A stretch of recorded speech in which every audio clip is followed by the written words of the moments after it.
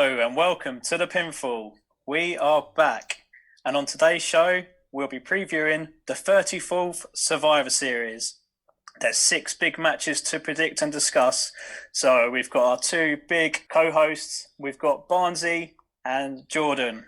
How are you guys doing, and are you excited for Survivor Series? Very good, mate. Yeah, I think I'm looking forward to it. I think I would be looking forward to it a lot less if there wasn't Reigns and McIntyre to discuss. So yeah, we'll see what we've got in store for today's show. Yeah, I'm looking forward to it as well.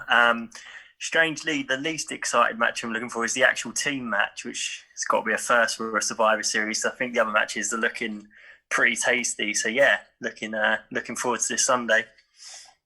Nice one. Well, let's start off with probably the main event, the one we're all looking forward to. We've got the WWE champion, the newly crowned champion, Drew McIntyre, facing off against the Universal champion, Roman Reigns. This is a mouth-watering match. What do you guys think is going to happen in this one? Cool. I think this one's actually really, really difficult to predict.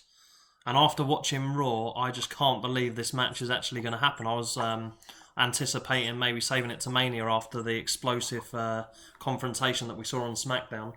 And I think that it would have been a lot easier to predict if we had Orton in the match, because I think that Reigns would 100% beaten him. But as we discussed in our WhatsApp group, saying that the McIntyre-Orton title match on Raw was sort of a 50-50 booking, I'm sort of looking at this as a 50-50 booking and thinking they've made both look so incredibly strong. To stifle either of their momentum, I think could be an error. So my prediction is actually there's going to be some sort of no contest, and that maybe there's a half point each, or I don't know how they're going to do it, but I can't see someone being beat clean. There could be some involvement from someone costing the other the match, or I just can't see someone using their finisher and winning 1, 2, 3. But we shall wait and see. Yeah, that Friday when Drew turned up after the Reigns pro was just easily the best 10 minutes of SmackDown in a long, long time. I thought both promos were just so good.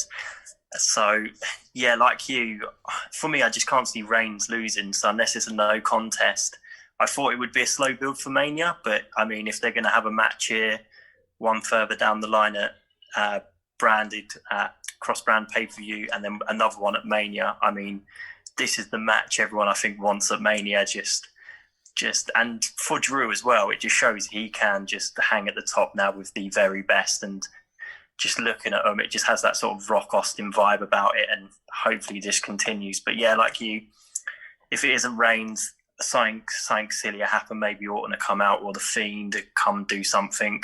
But yeah, it's going to be 5 stars this match. Yeah, it seems as though WWE like booking themselves into a bit of a corner because they want to probably keep both of these guys strong, and I guess that someone's going to have to lose. Looking forward to the match. So just put a prediction down on paper. Who are you going for to win? I mean, if I had to be pushed into a corner and held up for a prediction, I think I would just edge Reigns. They've made him into a monster. And just touching on what George just said about the promo on SmackDown, I think I said it I put it out there to the wrestling community this week that I just think that could have potentially been the best promo that I've seen in maybe the last decade. That was right up there for me. I was literally like, oh my god, if McIntyre wins the belt, it's going to be so good. I just think the momentum that McIntyre's had this year as well, I'd be a little bit disappointed if he wasn't going to win, but as a prediction, I'll just edge Reigns. Yeah, I loved on that promo when he just looked at Paul Heyman and went, how he made his client his bitch, and like Paul's face just said it as well. It was just so good. Yeah. With the WWE backed in the corner, we sort of, sometimes criticise them for saving these big matches and not making them happen. So, this is a match everyone wants to see, and sometimes you forget Survivor Series is a big 4 pay-per-view, so why not have this blockbuster on it? And hopefully down the line we get this. The only real shame about this is having no fans actually in attendance for this match. That is a crying shame, so they have to rerun it back for that. But for me, yeah, Reigns. I don't see McIntyre winning at all. Yeah, I think that's a clean sweep for Roman Reigns then. The next match we'll discuss is the women's match. The WWE Raw Women's Champion Asuka will take on SmackDown Women's Champion Sasha Banks. How do we see this one going? This match, again, when these two get in the ring, it's just top draw stuff. Both really talented in the ring. Again, and it's quite a tough one to call. I think Asuka's going to have it.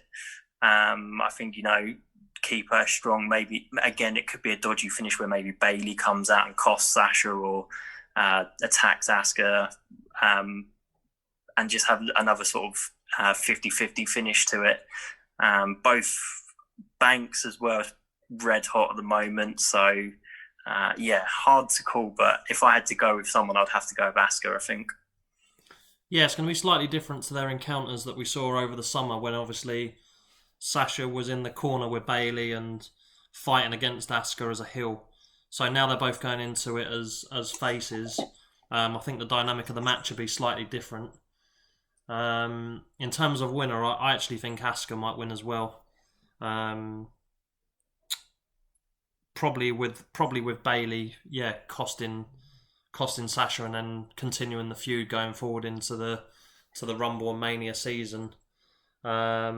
Sometimes I feel like this pay-per-view comes at a bit of a bad time just because there is such good feuds on the main shows that having this cross-brand and competing against one another, it sort of stifles the storylines a bit, and it's just a shame as well. I just thought I might as well add it while we're here about NXT not being involved this year just because of the pandemic. Like, if they were involved, again, the way that and the layout of the show would definitely have been different. So that's a shame. But yeah, going back to Asuka and Banks, looking forward to it actually. Yeah, this is probably the two title matches at the top of the picture are definitely the highlights of the show for me, and I think Asuka's going to come away with a victory.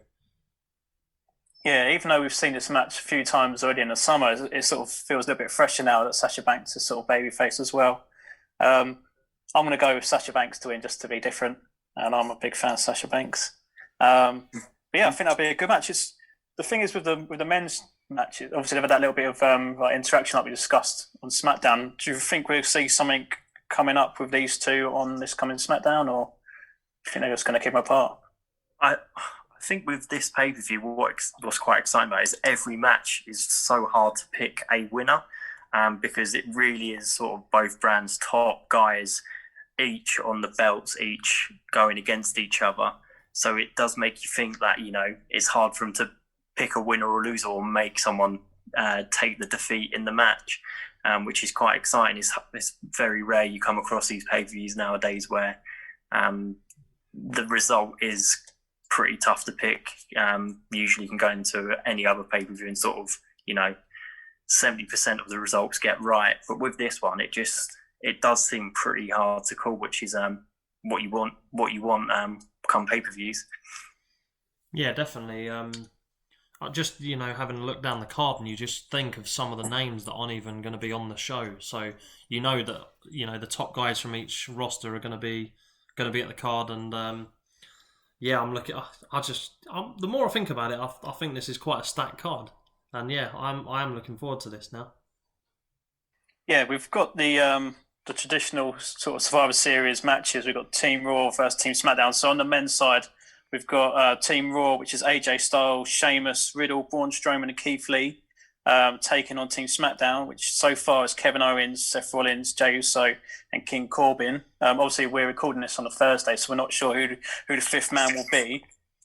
First question to you guys: who do you think the fifth man? Who would you like the fifth man to be on SmackDown? I personally think it's it could be someone like Murphy.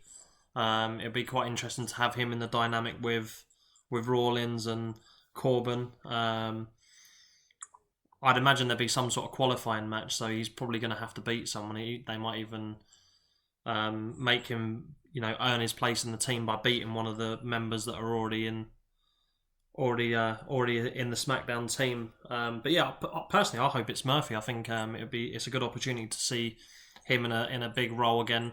Obviously, he was with Rollins on Raw for most of the year, and I think he's a solid wrestler in the ring. So yeah, my pick's Murphy, hopefully. Yeah, I would have thought Murphy as well. Just like you said, tying in with the Rollins sort of storyline. You feel like these Raw Spurs SmackDown match, they all sort of have these intertwining storylines. The only other person I could really think of that would elevate it would be returning Daniel Bryan. Again, with the whole Jay, and I imagine Roman would have some say in this match as well.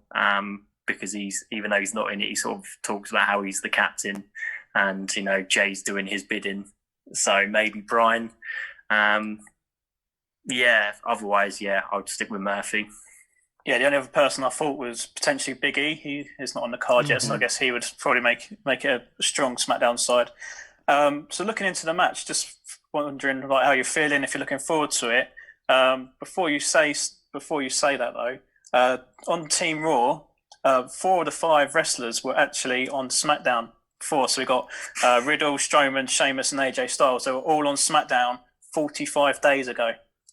And when the first draft happened, and on Team SmackDown, Kevin Owens and Rollins were on Raw 45 days ago before the draft. So how does that sit? How does that sit with you? And what do you think of this match?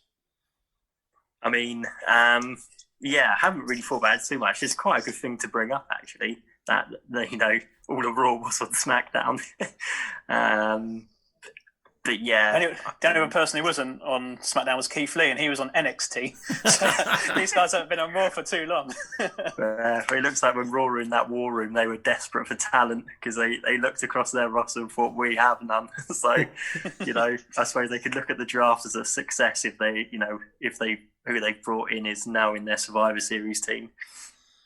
Yeah, I think it's just the British way, isn't it? Like, obviously, we always support the teams that we follow in football, and we're quite loyal to just things in general. But over in America, like their fans in the NFL sit together. They can obviously swap rosters in wrestling, and really be passionate about the team that they're on. But I was just going to say, in terms of this match, I've just been a little bit disappointed with the build-up. Especially with the way they've done it on Raw, with them all sort of scrapping and trying to have the upper hand. I think it's a little bit pathetic, to be honest. Like, they should all be using this as like an opportunity to show themselves on Raw as being the next guy to want to challenge McIntyre and put themselves in the title picture by potentially winning for the brand. And that's why, if we were to make a prediction on this match, I'd probably go Team Raw. Because I think Sheamus is going to be McIntyre's next opponent and feud going forward. Seen some vignettes on Raw recently with the two coming together, and I think that would just be an absolute tear up if them two were to get it on moving forward. Yeah, just going back to the build-up quickly. In the past, sometimes people criticise it so much because there's been so many run-ins, like Raw's all on SmackDown still on Raw. And on this year, there's been no sort of run-ins or interactions. And it sort of seems to be lacking something this year. So, I guess they need to sort of get somewhere in the middle. Yeah, I was going to say, you want to sort of keep it fresh. And when NXT first sort of entered the Survivor Series realm, it was good because they used to come and, go across both shows and sort of very sort of DX with Triple H at the front, take down both brands. So without them there, it's quite nice. Would have probably, with them in this one, so we'd probably got the same format where they just take over, as they say. So it's quite nice. In a way, we don't have that because, when it's the same formula, you get bored of it. So it's quite nice as well that Raw isn't all on SmackDown now. They've had the odd sort of crossover, but it's not too in our face, which is quite nice. And with the Raw team build up, it'd be more suited if they just got along, because you feel like in the match it's going to be the same sort of thing. They're not going to be on each other's side, and they get eliminated pretty quickly. It'd been good if they were just sort of like, we're Raw, let's just go F up SmackDown. Cool. So who are we going for then? Team Raw, Team SmackDown, and who do you see as survivors? I think I already said that I'd go for Team Raw, so I'll stick with that. And I think that Sheamus and I'll go Sheamus and AJ Styles as being the two that win the match. Yeah, I'm going to go Team Raw as well, mainly because I think it ties in well with Jay letting Roman Reigns down again. So I imagine he'll be the sole survivor of SmackDown, then lose. And I reckon AJ's big man, I can't remember his name, will have some part in this pay-per-view. There's no way in hell he's sort of been standing there not, whether it's to Jay, and then that's how AJ gets the win for Team Raw. But the way they keep using Jay at the moment, it wouldn't be surprised if he is in the last two of AJ, and then AJ nicks the win via the massive guy. Oh, I'm going to be different again. I'm going to go Team SmackDown. And I'm going to go Kevin Owens to be the survivor. And that will start Owens' first reigns as a feud going forward to finish the year. Yeah. Okay, so we've covered the men. On the women's team matches, Team Raw, we've got Baszler, Jax, Lana, Peyton, Royce, and Lacey Evans. And on Team SmackDown so far, we've got Bianca Belair, Ruby Riott, and Liv Morgan. And like we said, we're recording this on Thursday, so we're not sure who the last two women will be on Team SmackDown. Who would be your predictions for the last two spaces?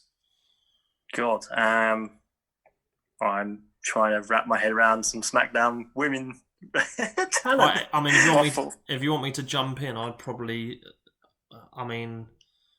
maybe Carmella. Who? Yeah. Carmella. Yeah. And probably Bayley, I'd say. Yeah, they're the two. I had Carmella and Bayley as my predictions. They normally like to throw Naomi in one of these. She may get a call up. Sort of. They She's give on her Raw now. Is she on the Raw? God, I really don't follow the women, do I? Carmella and Bayley then I imagine would be the big two. And who do you think will win and survive in this match? Cool, that's another interesting one. I'll go SmackDown this time. And I'll go Bianca Belair, and if Carmella's in the match, Carmella to be there at the end with Belair. So two survivors for me. Yeah, I'm going to go Team Raw again. I think these sort of matches and the way they've built Baszler and Jax, I feel like you've got to stick with it and just sort of let them run through SmackDown a little bit. I know you can't beat down on them too hard, the other women too hard, and make them lose credibility. But yeah, for me, I think you're either going to get the Jax Baszler steamroll SmackDown, or they will implode and be on their way to becoming single competitors again. Yeah, I'm going for Team Raw, and I'm also going for Baszler and Jax to survive. I think they've got good momentum going forward at the moment, and yeah, I think it's a good way to keep that going, really. Next up, we'll discuss the United States champion, Bobby Lashley, taking on the Pinfall's favourite, the Intercontinental champion, Sami Zayn. Are we looking forward to this match? Not really. Yeah. Was that a yeah? Yeah. I love the build-up for this. I love how Sami's been sneaking wins and Bobby Lashley's just been put into people to sleep within minutes. It's like a complete polar opposites of how they're getting stuff done, where Zayn's just about keeping hold of his belt and Lashley is just pure dominance. And again, I'm just torn. This one is more head and heart. I think for the Hurt Business and Lashley, I can't imagine them losing, but the way Zayn's been doing it on SmackDown, I can imagine him just nicking this and just, prancing off up the stage, just, doing what Sami does. So it's a very hard one to call again, but I am well looking forward to it. I think Bobby is quite underrated, and having him in the ring with someone like Zayn, if they are given a full 20-minute match and it's a proper match, it could be world class and could be one of the matches of the night. Well, I hope you're right, because I'm not looking forward to this one, just because I'm not sure on the chemistry between the two that are going to be in the ring. I'm sort of praying that Sami Zayn wins, just because obviously we are the Sami Zayn fan club. But if I was to have to make a prediction, I think Lashley will win, just because I think I do like the Hurt Business, and Lashley's, I hate to admit it, he sort of is growing on me slightly, but I hope Sami Zayn just kicks his head off with that haluva kick and gets a win for SmackDown.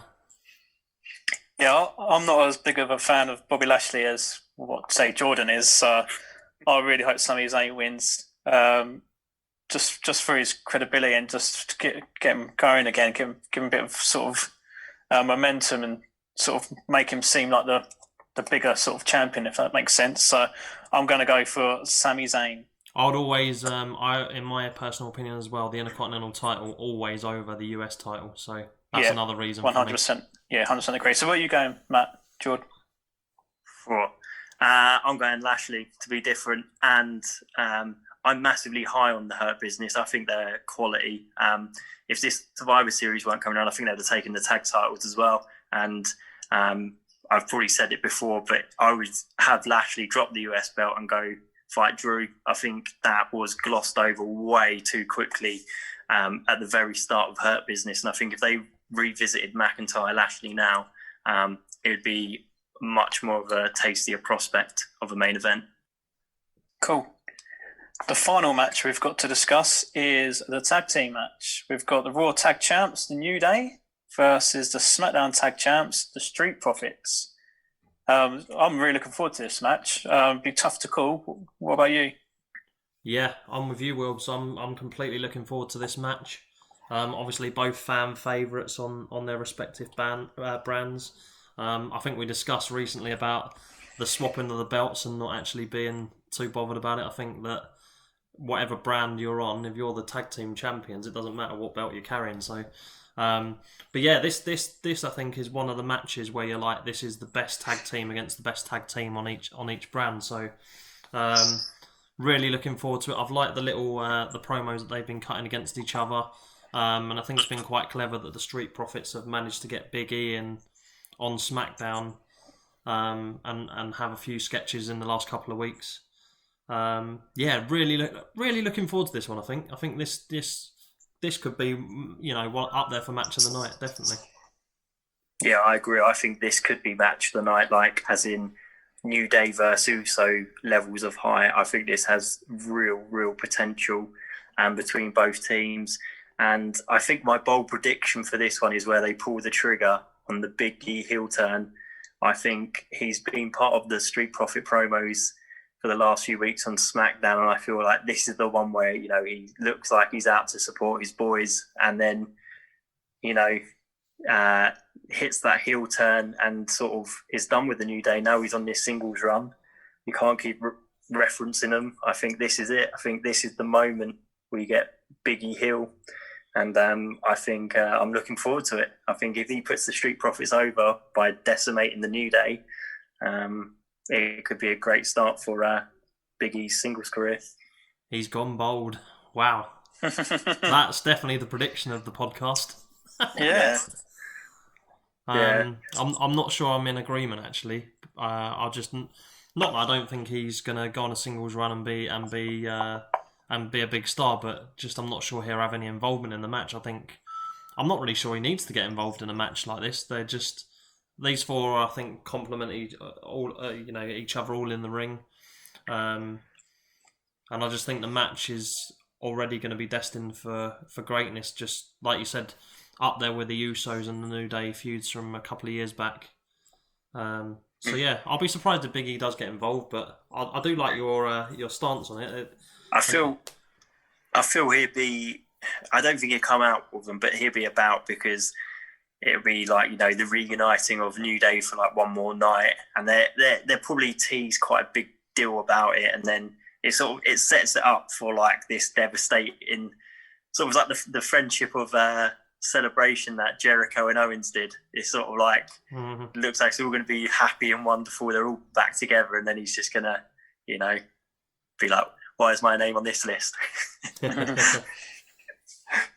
Yeah, I think I'm going to go for the Street Profits to win as well. Not the same way as Jordan's saying, but I just think Street Profits have got it seems to be keeping them strong at the moment. So I think Street Profits take the win.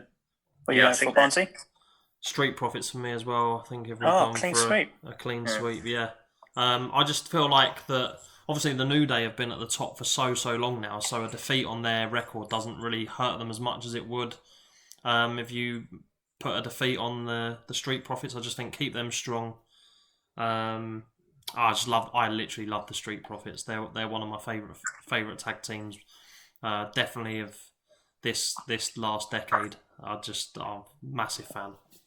I think as well, WWE are high on them. I feel like they see a lot of potential with them, especially when crowds come back and they have the red cups out and they're in the crowd. And I feel like this is a good time for New Day. However the match goes, bow down and be like, you guys are the new big tag team at the moment, and enjoy it and live long on SmackDown as the top dogs of the tag team world. Oh, well, last thing to discuss, which is going to happen on the card, is The Undertaker's appearance. So it's 30 years since he made his debut, making his farewell appearance. What do you think is going to happen here? Do you think anyone's going to run in? I mean, it'll either go as, a real good presentation using the Thunderdome to its full extent, or we're going to get a teaser for Mania. It really depends what Undertaker wants to do. Depends, I guess, we'll know more when we see what sort of shape he is when he walks to the ring and stuff. But I don't know who he would face at Mania at the moment. Maybe maybe have the Fiend do something with him. But personally, I just hope it's just a great run through of his career and highlights, and comes out, gives a speech and whatnot, and is sort of happy with his retirement and happy how the Undertaker legacies he's left behind. Yeah, I mean, I can't see anyone actually running out and confronting him or anything. I actually think they're just going to be like, they're going to show clips of his career throughout the night, and then he'll probably come to the ring, do a speech, or they might even, they could even open up the show with a clap, like all the wrestlers on the stage, and then him come to the ring, address the audience, and then let the show go on. I mean, it is quite fitting that 30 years on he's getting his farewell at the Survivor Series, but for me, I'll always remember The Undertaker for, his WrestleMania streak and all his glory there. But what a man, and I'm glad he's going out on his terms now. I'm glad that he's reached that, moment in his life where he's satisfied and that he can walk away. And I've just been loving all the content the network have put out, celebrating The Undertaker's career in the last week. It's just been phenomenal, and I'm not sure we'll ever see anyone like him ever again, especially for the longevity that he's been in the business. Yeah, nicely put. I don't think we can really add too much to that. So that's it then. So we've got Survivor Series Sunday. We will be back next week with a pod to review the Survivor Series 2020. Until then, stay safe and enjoy Survivor Series.